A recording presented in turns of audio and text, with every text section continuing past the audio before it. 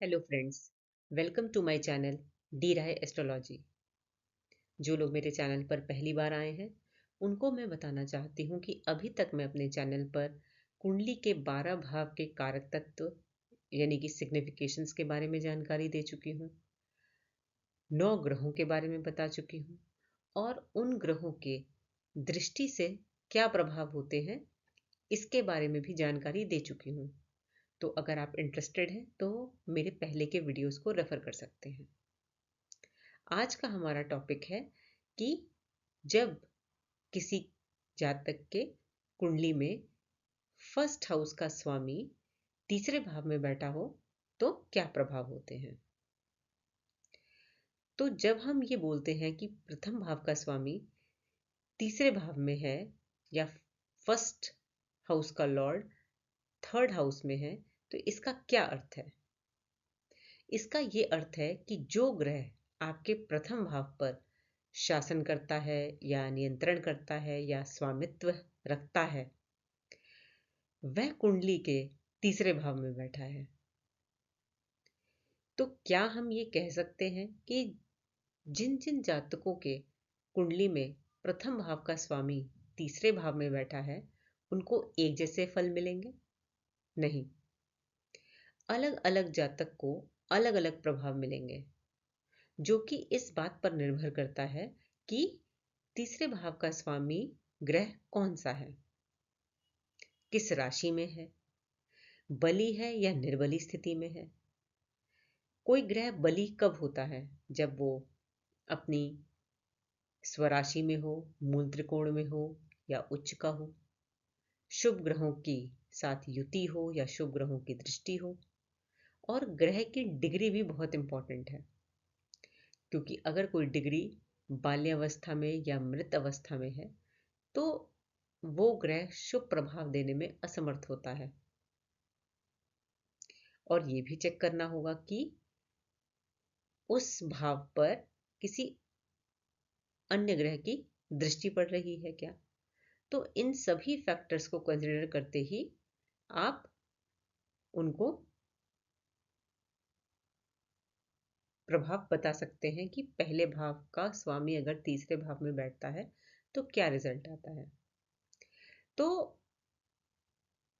First Lord in third house को समझने के लिए सबसे पहले ये जानना जरूरी है कि प्रथम भाव के क्या कारक तत्व हैं और तीसरे भाव के क्या कारक तत्व हैं।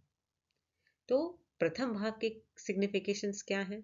हमारा शरीर, पर्सनैलिटी, व्यक्तित्व, जातक का स्वभाव, उसका चरित्र, उसके विचार कैसे हैं, उसका स्वास्थ्य, उसकी खुशी, उसकी प्रसिद्धि और जीवन के प्रारंभिक समय को हम प्रथम भाव से देखते हैं। अब ये जानना भी जरूरी है कि तीसरे भाव के कारक तत्व क्या हैं। तीसरा भाव से हम देखते हैं सेल्फ एफर्ट यानी कि स्वप्रयास, मोटिवेशन, साहस। किसी जातक का हॉबी या उसका इंटरेस्ट कहाँ है। तीसरा भाव कलात्मक योग्यता को भी दिखाता है, जैसे कि singing, dancing, acting, director, producer, painter या कोई स्पोर्ट्स में हो, उसको भी दर्शाता है। तीसरा भाव मीडिया, इंटरनेट और कम्युनिकेशन को भी दिखाता है। थर्ड हाउस से हम शॉर्ट ट्रैवल देखते हैं, चेंज ऑफ रेसिडेंस देखते हैं, यानी कि किसी ना किसी तरीके का परिवर्तन। छोटे भाई बहनों को भी देखा जाता है तीसरे भाव से, पड़ोसी को भी। और ये भी देखा जा सकता है कि मृत्यु का कारण क्या होगा।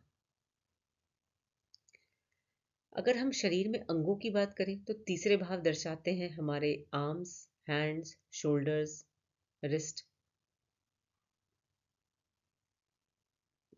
ईयर और गला।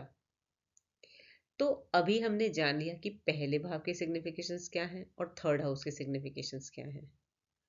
अब आपको ये चेक करना है कि अगर थर्ड हाउस का लॉर्ड सॉरी फर्स्ट हाउस का लॉर्ड अगर तीसरे भाव में बली होकर है तो इससे क्या होगा।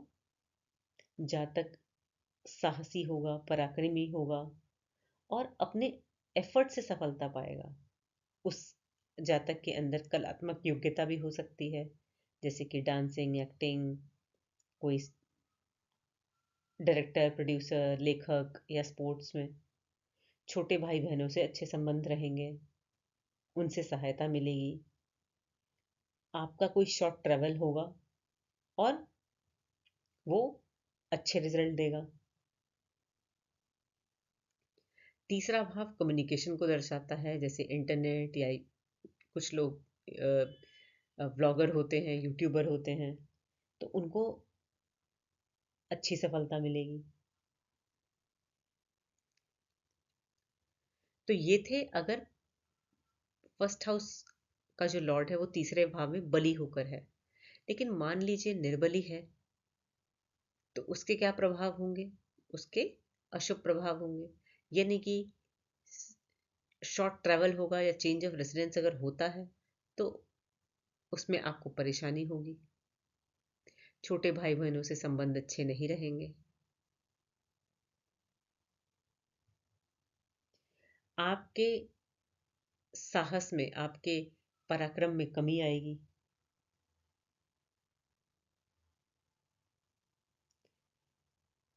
और जब आप कम्युनिकेट करते हैं तो ये भी हो सकता है कि जैसे कुछ लोग मीडिया में होते हैं या ब्लॉगर होते हैं, तो आपने जो बोला उससे रिलेटेड आप किसी कंट्रोवर्सी में फंस सकते हैं, या जो लिखा उससे रिलेटेड आपको प्रॉब्लम आ सकती है। तो ये है परिणाम जब पहले भाव का स्वामी तीसरे में जाकर निर्बली हो।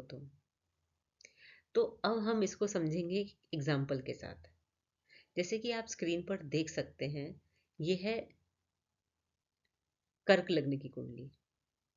तो कर्क लग्न की कुंडली में लग्न लॉर्ड यानी कि प्रथम भाव का स्वामी कौन हुआ? चंद्रमा। और चंद्रमा कहाँ बैठे? तीसरे भाव में। तो देखिए, चेक करिए कि चंद्रमा 6 नंबर की राशि के साथ, देखिए चंद्रमा का कोई भी शत्रु नहीं है। तो हम ये बोल सकते हैं कि ये एक अच्छी प्लेसमेंट है। तो जब चंद्रमा फर्स्ट हाउस का लॉर्ड होकर तीसरे भाव में रहेंगे, तो देखिए चंद्रमा स्वयं भी एक परिवर्तन वाले यानी कि मूवमेंट वाले प्लैनेट हैं। तो थर्ड हाउस भी शॉर्ट ट्रैवल का है। तो ऐसे जातकों का हमेशा कोई ना कोई ट्रैवल होता रहता है। और अगर अच्छी स्थिति में हो, किसी अशुभ ग्रह के साथ युति में ना हो, दृष्टि ना पड़ रही हो, तो उनका जो ट्रैवल है वो अच्छे रिजल्ट देता है उन्हें। छोटे भाई बहनों से सहायता मिलती है। ऐसे जातक बहुत पेशेंस होता है उनके अंदर।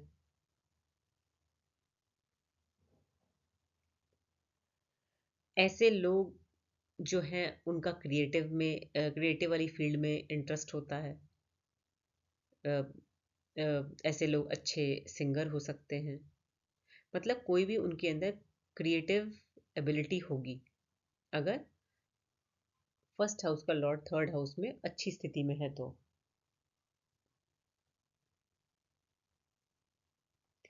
लेकिन देखिए, अगर तीसरे भाव में चंद्रमा पीड़ित हो जाता है, तो जैसे मैंने आपको बताया कि तीसरा भाव जो है वो इंटरेस्ट का भी है, हॉबी का भी है।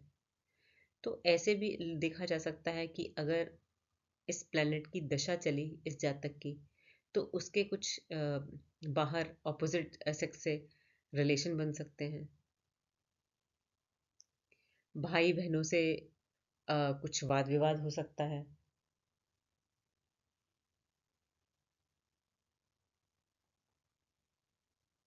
उसका जो स्वभाव है वो चिड़चिड़ा हो सकता है।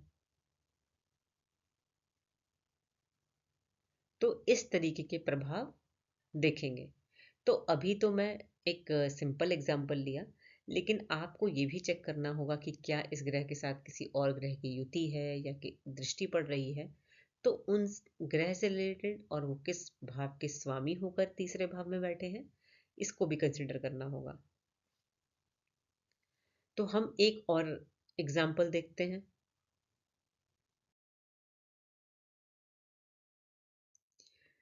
तो अगर यहां पर मंगल तीसरे भाव में बैठे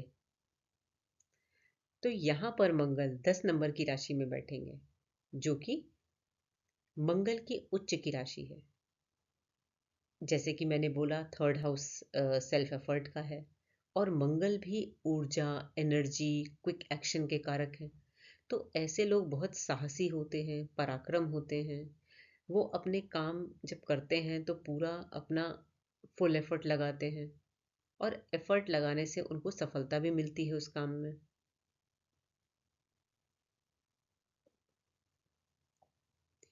अगर किसी और अशुभ ग्रह की दृष्टि नहीं है, मतलब अ, शुभ ग्रह के साथ युति है या शुभ ग्रह से ही दृष्टि बन रही है, तो देखिए यहाँ पर मंगल जो है वो सिक्स्थ हाउस से भी संबंध है, सिक्स्थ हाउस का भी लॉर्ड है। तो ऐसे जातकों को बहुत ज़्यादा उनके अंदर एनर्जी होती है कि वो अपने शत्रुओं को, कॉम्पिटिटर्स को परास्त कर देते हैं। अगर वो बीमार पड़ते भी हैं तो उनकी बहुत क्विक रिकवरी होती है।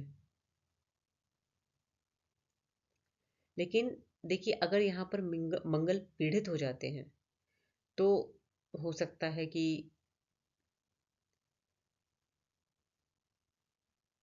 एक नेगेटिव प्रभाव के लिए बोलूँ कि ऐसे जातकों का out of their married life उनके किसी और से रिलेशन बने,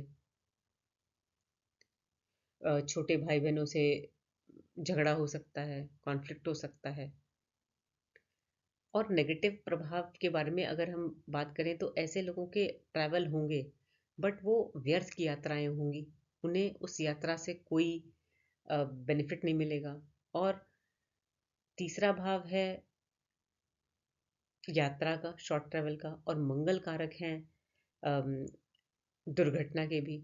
तो अगर अशुभ दृष्टि पड़ रही है किसी ग्रह की, तो यात्रा के दौरान कोई दुर्घटना भी हो सकती है। और अगर अच्छे बात करूं तो तीसरा भाव है मीडिया का, कम्युनिकेशन का। तो ऐसे लोग अगर अपना कोई चैनल खोलते हैं, व्लॉगर हैं, यूट्यूबर हैं, या किसी मीडिया में हैं, तो इनका अपना ये काम बहुत अच्छा चलेगा अगर इस ग्रह की दशा चल गई उस वक्त। तो ये थे प्रभाव पहले हाउस के लॉर्ड के तीसरे भाव में। तो देखिए, परम्यूटेशन कॉम्बिनेशन बहुत बन सकते हैं। तो आप इस तरह से ये जो बेसिक कॉन्सेप्ट्स हैं इनको अपनी कुंडली में लगा कर देखिए। तो आपको कंसिडर क्या करना है कि फर्स्ट हाउस के सिग्निफिकेशंस क्या हैं, थर्ड हाउस के सिग्निफिकेशंस क्या हैं, और ग्रह की अपनी क्या प्रॉपर्टी है। क्या किसी और के ग्रह के साथ युति है या कोई दृष्टि संबंध है। तो इन सभी चीज़ों को आप कंसिडर करिए। और तीसरे भाव का स्वामी, फर्स्ट हाउस का स्वामी तीसरे भाव में बैठा है तो किस राशि में बैठा है, क्या वो राशि उसकी मित्र राशि है, शत्रु राशि है। तो इन सभी फैक्टर्स को आप कंसिडर करके एक प्रेडिक्शन निकाल सकते हैं। तो अपने नेक्स्ट वीडियो में मैं कवर करूंगी जब पहले भाव का स्वामी चौथे भाव में जाता है, यानी कि first Lord in fourth house. तो आज के लिए इतना ही। और अगर आपको मेरा वीडियो अच्छा लगा तो इसे लाइक करें, शेयर करें और सब्सक्राइब भी करें, ताकि जब भी मैं कोई वीडियो डालूं तो आपके पास ऑटोमेटिक अपडेट आ जाए। आज के लिए इतना ही। Thank you.